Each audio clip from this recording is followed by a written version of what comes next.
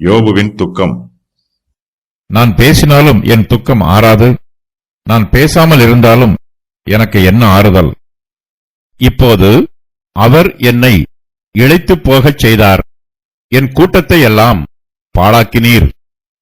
நீர் என்னை சுருங்கி போக பண்ணினது அதற்கு சாட்சி. என் மெலிவு என்னில் அத்தாட்சியாக நின்று என் முகத்துக்கு முன்பாக உத்தரவு சொல்லும். என்னை பகைக்கிறவனுடைய கோபம் என்னை பீறுகிறது, என் பேரில் பற்கடிக்கிறான். என் சத்துரு கொடிய கண்ணினால் என்னை பார்க்கிறான். எனக்கு விரோதமாக தங்கள் வாயை விரிவாய் திறந்தார்கள், நிந்தையாக என்னை கன்னத்தில் அடித்தார்கள். எனக்கு விரோதமாக ஏகமாய் கூட்டம் கூடினார்கள். தேவன் என்னை அநியாயக்காரன் வசமாக ஒப்புவித்து துன்மார்க்கரின் கையில் என்னை அகப்பட பண்ணினார். நான் சுகமாய் வாழ்ந்திருந்தேன். அவர் என்னை நறுக்கி என் பிடரியை பிடித்து என்னை நொறுக்கி என்னை தமக்கு இலக்காக நிறுத்தினார். அவருடைய வில்லாளர் என்னை சூழ்ந்து கொண்டார்கள். என் ஈரலை தப்பவிடாமல் பிளந்தார்.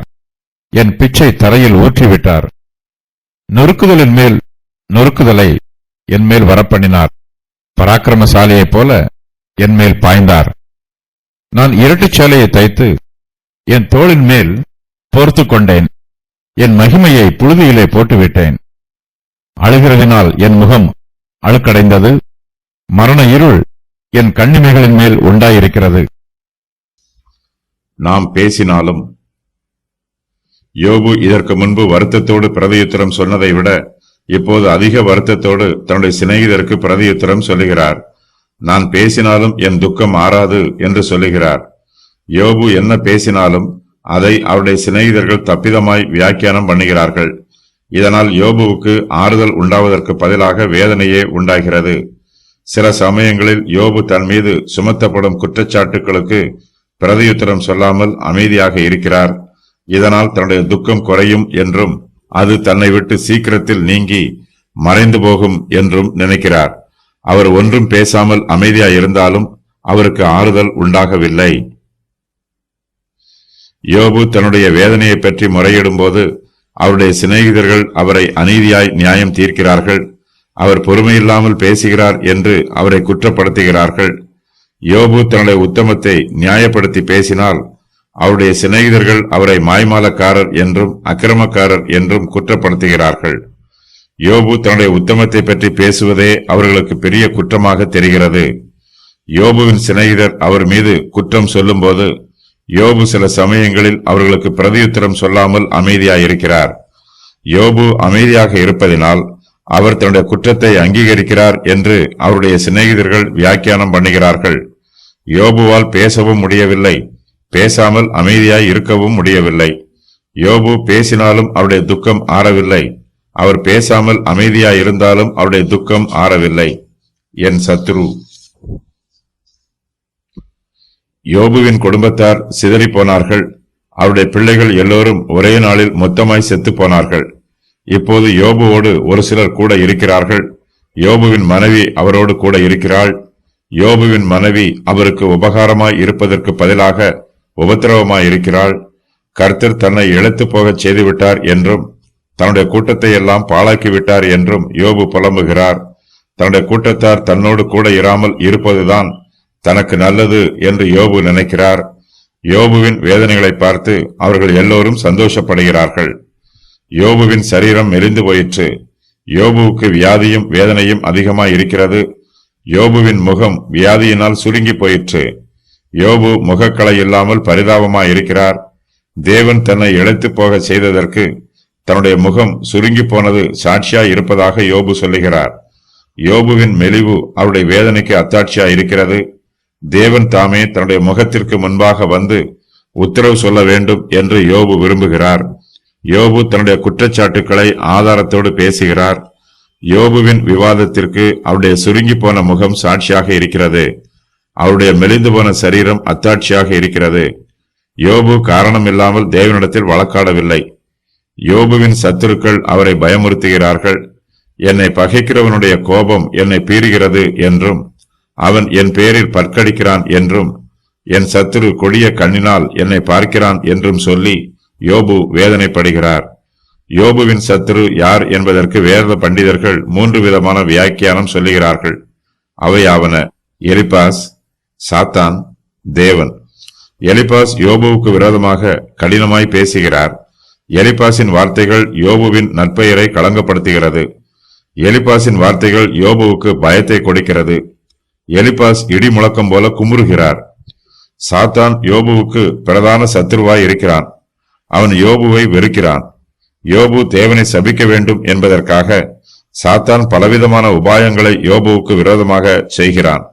ஆகையினால் சாத்தானே யோபுவின் சத்துருவாய் இருக்க வேண்டும் என்று வேத பண்டிதர்கள் சொல்லுகிறார்கள். தேவனே தன்னுடைய சத்துரு என்று யோபு சொல்லுவதாகவும் வேத பண்டிதர்கள் வியாக்கியானம் சொல்லுகிறார்கள். யோபு தேவனை தன்னுடைய சத்துரு என்று நினைத்திருப்பார் என்றால் அவருடைய எண்ணம் தவறானது. அவர் பொறுமையாக யோசிக்காமல் அவசரப்பட்டு தேவன் மீது குற்றம் சொல்லுகிறார். தேவன் தம்முடைய சிருஷ்டிகளில் யாரையும் வெறுப்பதில்லை.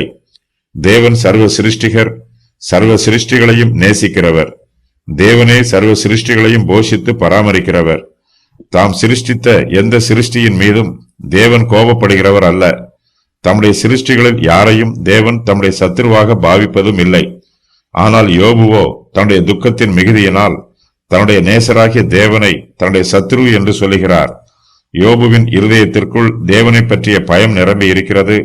யோபு அதிகமான வேதனைகளை அனுபவிப்பதினால் தேவன் தன் மீது அன்பாய் இருக்கிறார் என்று அவரால் சிந்திக்க முடியவில்லை.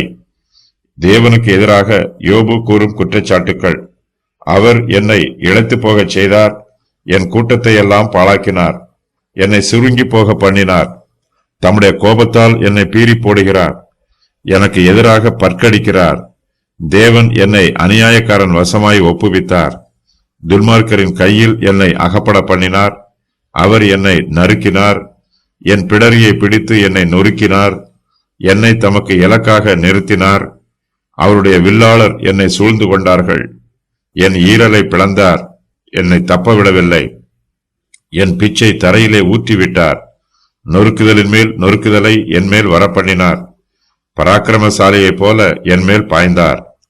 யோபு மனுஷருக்கு விரோதமாகவும் குற்றம் கூறுகிறார். தேவனுக்கு எதிராக யோபு கூறும் குற்றச்சாட்டுகள் எதுவும் உண்மையாக இருக்க முடியாது.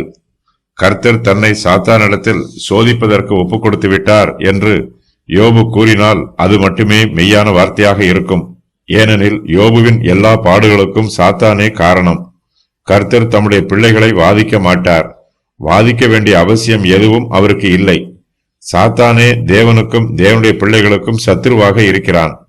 ஆகையினால் நமக்கு வரும் பாடுகள் கர்த்தரால் வருகின்றது என்று ஒருபோதும் நினைக்கக்கூடாது.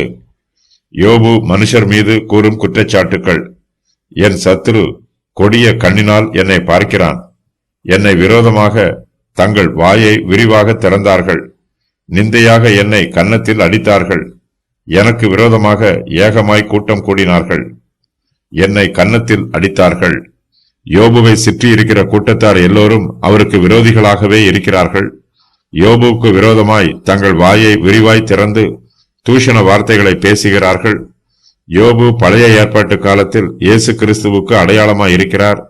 பழங்காலத்தில் வாழ்ந்த வேத பண்டிதர்கள் எல்லோரும் யோபுவை இயேசு கிறிஸ்துவுக்கு அடையாளமாகவே வெளிப்படுத்தி காண்பித்திருக்கிறார்கள். யோபு சொல்லுகிற வார்த்தைகள் இயேசு கிறிஸ்துவின் பாடுகளை விவரிக்கிறது.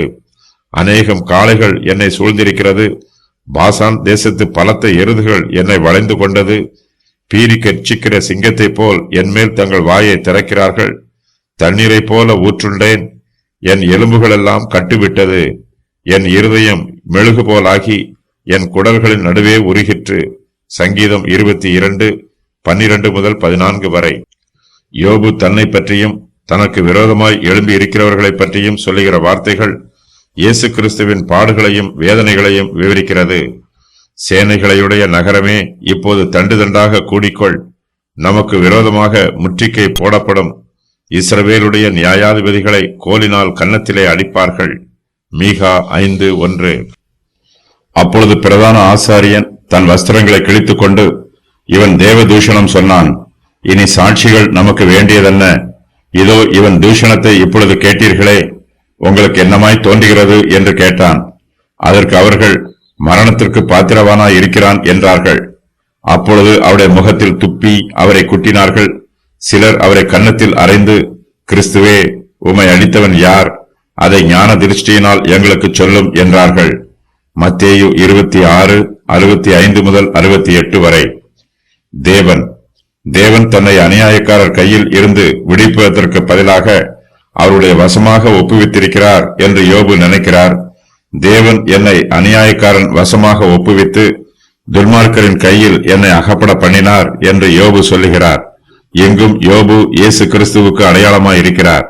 பிதாவாகிய தேவன் தம்முடைய குமாரனாகிய இயேசு கிறிஸ்துவை துன்மார்க்கருடைய கரங்களில் ஒப்புக் கொடுத்தார். அவர்கள் இயேசு கிறிஸ்துவை சிலுவையில் அறைந்தார்கள். இஸ்ரவேலரே, நான் சொல்லும் வார்த்தைகளை கேளுங்கள். நீங்கள் அறிந்திருக்கிறபடி நசரேயனாகிய இயேசு கிறிஸ்துவை கொண்டு தேவன் உங்களுக்குள்ளே பலத்த செய்கைகளையும் அற்புதங்களையும் அடையாளங்களையும் நடப்பித்து அவைகளினாலே அவரை உங்களுக்கு வெளிப்படுத்தினார்.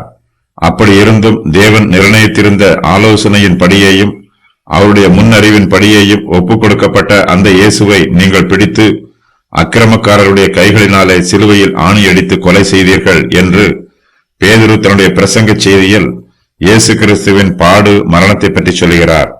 அப்போஸ்தலர் 2:22-23.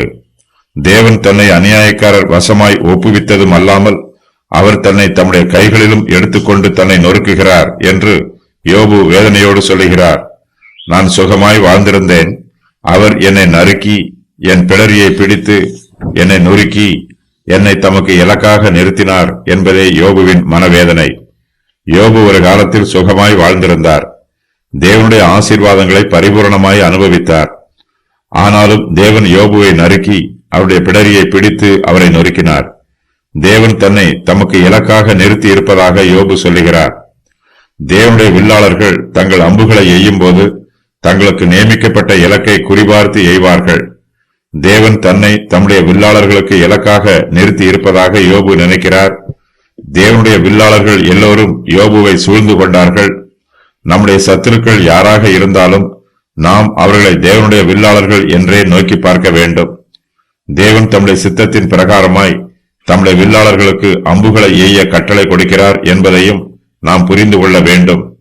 நம்முடைய தேவனாகிய கர்த்தர் சர்வ வல்லமை உள்ளவர் என்பதை புரிந்து கொண்டு அவர் தமக்கு சித்தமானதை நமக்கு செய்யட்டும் என்று நம்மை தேவனுடைய சமூகத்தில் ஒப்புக் கொடுக்க வேண்டும்.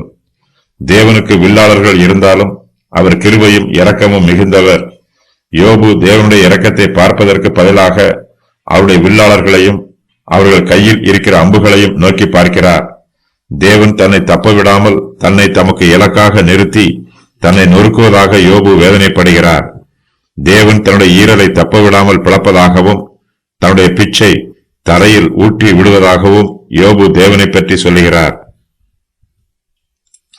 தேவன் தன்மேல் நொறுக்குதலின் மேல் நொறுக்குதல் வரப்பண்ணியதாகவும் அவர் ஒரு பராக்கிரமசாலியைப் போல தன்மேல் பாய்வதாகவும் யோபு தேவனை பற்றி சொல்லுகிறார். யோபுவுக்கு நெருக்கத்தின் மேல் நெருக்கம் உண்டாயிற்று, நொறுக்குதலின் மேல் நொறுக்குதல் உண்டாயிற்று. அவருக்கு ஒவ்வொரு காயமாக ஏற்பட்டிருக்கிறது. தேவனுடைய வில்லாளர் யோபுவின் மீது தங்கள் அம்புகளை குறிபார்த்து எய்யும் போது அவை குறி தவறாமல் யோபுவின் ஈரலை பிளக்கிறது. யோபுவுக்கு அநேக காயங்கள் உண்டாயிற்று. தேவன் தன்மேல் ஒரு பராக்கிரமசாலியைப் போல பாய்வதாக யோபு வேதனையோடு சொல்லுகிறார். தேவனுடைய பராக்கிரமத்திற்கு முன்பாக யோபுவால் எதிர்த்து நிற்க முடியாது. தேவனோடு சண்டை போட்டு யோபுவால் ஜெயம் பெற முடியாது. யோபு தேவனை பற்றி இப்படிப்பட்ட வார்த்தைகளை சொன்னாலும் இவை மெய்யாகவே தேவனுடைய குணாதிசயங்கள் அல்ல. யோபுவின் பார்வைக்கு தேவன் ஒரு சத்துரு போல தெரிகிறார். யோபுவுக்கு மாத்திரமல்ல, கர்த்தருடைய பரிசுத்தவான்களுக்கு யோபுவை போல துன்பம் வரும்போது அவர்களும் தேவனை பற்றி இப்படித்தான் நினைப்பார்கள். தேவன் பயங்கரமானவர் என்றும் தங்களை கடினமாய் தண்டிக்கிறார் என்றும் அழுது புலம்புவார்கள். யோபுவின் சரீர வியாதியும் வேதனையும் அவருடைய மனக்கண்களை மங்கச் செய்து விட்டது. அவரால் தேவனை தெளிவாக தரிசிக்க முடியவில்லை. யோபு தன்னுடைய சுய சிந்தனையில் தேவனை பற்றி தப்பிதமாய் நினைக்கிறார், தப்பிதமாய் சொல்லுகிறார். ஒரு வலுவான மிருகம் தன்னுடைய இரையை தேடும்போது அதன் பிடரியை பிடித்து நொறுக்கும். கர்த்தர் அதுபோல தன்னை பிடித்து நொறுக்குவதாக யோபு கூறுகிறார். வில்லை நாணேற்றி அம்பு எய்யும் போது ஒரு இலக்கை குறிபார்த்து எய்வார்கள். கர்த்தர் தன்னை ஒரு இலக்காக நியமித்திருப்பதாக யோபு கருதி குற்றம் சுமத்துகிறார். கர்த்தர் தம்மீது விஷம் தோய்ந்த அம்பை எய்ததாக ஏற்கனவே யோபு கர்த்தர் மீது குற்றம் சுமத்தி இருக்கிறார். இப்போதோ கர்த்தர் தன் ஈரலை பிளந்து தன்னுடைய பிச்சை தரையில் ஊற்றிவிட்டதாக கர்த்தர் மீது குற்றம் சுமத்துகிறார். மரண இருள். யோபு தன்னுடைய எல்லா மேன்மையையும் எல்லா ஆறுதலையும் எல்லா நன்மையையும் இழந்து விட்டார். யோபு தேவனுக்கு முன்பாக தன்னை தாழ்த்தி பணிவோடு சமர்ப்பிக்கிறார். தன்னுடைய பாவங்களுக்காக யோபு மெய்யாகவே மனவேதனைப்படுகிறார். தேவனுடைய பலத்த கைகளுக்குள்ளே யோபு தன்னை தாழ்த்தி ஒப்புக் கொடுக்கிறார். யோபு தன்னுடைய ஆடம்பர வஸ்திரங்களை அணிந்து கொண்டு தன்னுடைய பரிதாபமான நிலைமையை சிந்தித்து பார்க்கவில்லை. யோபு தன்னுடைய சுய மகிமையின் மேல் ஆசைப்பட்டு அதை பற்றி கொண்டிருக்கவில்லை. நான் இரட்டு சேலையை தைத்து என் தோளின் மேல் போர்த்து கொண்டேன், என் மகிமையை புழுதியிலே போட்டுவிட்டேன் என்று யோபு சொல்லுகிறார். தான் வியாதியிலும் வேதனையிலும் கஷ்டப்படும் போது இரட்டு சேலையே தனக்கு போதுமானது என்று யோபு நினைக்கிறார். தன்னுடைய சரீரம் அதிகமாய் வேதனைப்படும் போது அதற்கு ஆடம்பரமான வஸ்திரம் தேவையில்லை என்று தீர்மானித்து இரட்டு சேலையை தைத்து அதை யோபு தன்னுடைய தோளின் மேல் போர்த்துக் கொள்கிறார். யோபு தன்னுடைய சுய மகிமையை தேடவில்லை. அவர் தன்னுடைய மகிமையை புழுதியிலே போட்டு விடுகிறார். கிழக்கத்தி புத்திரரில் யோபு மிகவும் பெரியவராய் இருந்தார், மிகுந்த அந்தஸ்தோடு இருந்தார். யோபு இப்போது வியாதியிலும் வேதனையிலும் இருந்தாலும் ஒரு சிலர் இருக்கிறார்கள். இப்போது அவரை பார்க்க வரும்போது அவருக்கு மரியாதை கொடுத்து கனப்படுத்துவார்கள். ஆனால் யோபுவோ அவர்கள் கொடுக்கிற மரியாதையை ஏற்றுக்கொள்ள மறுக்கிறார். தன்னுடைய மகிமையை புழுதியிலே போட்டு விடுகிறார். யோபு தன்னுடைய பாவங்களை நிமித்தமாய் தேவனுடைய சமூகத்தில் மனங்கசந்து அழுகிறார். அவர் அழுகிறதினால் அவருடைய முகம் அழுக்கடைந்து போயிற்று. தேவன் தன் மீது கோபமாய் இருப்பதை நினைத்து யோபு அழுகிறார். தன்னுடைய சிநேகிதர்கள் தன் மீது பிரியம் வைக்காமல் கோபப்படுவதை நினைத்து யோபு அழுகிறார். மரண இருள் யோபுவின் கண்ணிமைகளின் மேல் உண்டாயிருக்கிறது. யோபுவுக்கும் மரணத்திற்கும் இடையே கொஞ்ச தூரம் மாத்திரமே இருக்கிறது. சீக்கிரத்தில் செத்துப்போவதே தனக்கு நலமானது என்று யோபு நினைக்கிறார். யோபுவின் பாடுகள். நான் இரட்டு சேலையை தைத்து என் தோளின் மேல் போர்த்து கொண்டேன், என் மகிமையை புழுதியிலே போட்டுவிட்டேன். அழுகிறதினால் என் முகம் அழுக்கடைந்தது. மரண இருள் என் கண் இமைகளின் மேல் உண்டாயிருக்கிறது. என் சிநேகிதர் என்னை பரியாசம் பண்ணுகிறார்கள். என் கண் தேவனை நோக்கி கண்ணீர் சொரிகிறது.